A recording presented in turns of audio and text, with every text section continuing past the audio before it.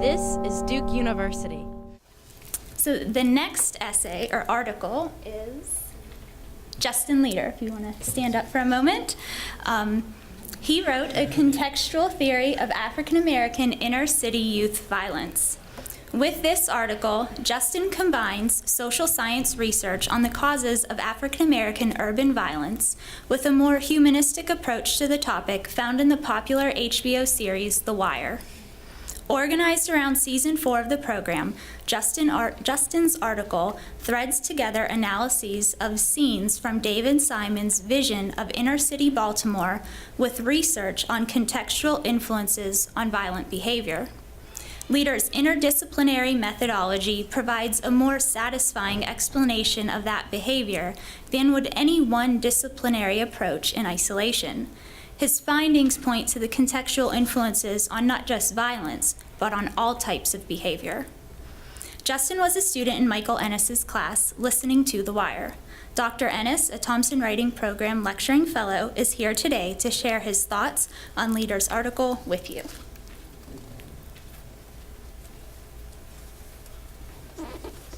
Thanks very much. And I should start out by thanking Justin, because I was able to use his work again just this week in my own writing 20 class this semester, because Deliberations had come out, and I wanted to give Justin's article to my students as an example of the kind of moves they needed to make this semester in their own writing.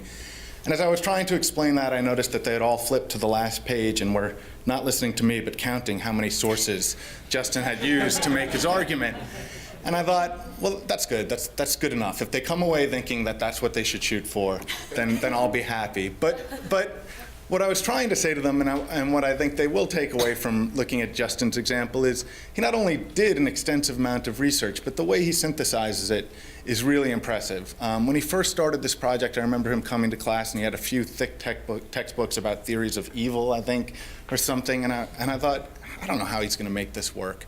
But he did, and he did a really impressive job of both coming to terms with psychological theories on violence, sociological theories on violence, and thinking about the narrative about violence that takes place in The Wire. And all three of those bodies are really complicated. So to be able to come to terms with any one of them is an impressive feat, but to come to terms with all three of them and synthesize them together and never lose his own voice throughout the paper, I think is really impressive. And I think the final product is both rigorous and innovative in its form. It doesn't really follow any disciplinary model, but kind of takes up his own writing model, and his own voice carries through to the end of the project in engagement with several disciplinary traditions. So it was really impressive, and I think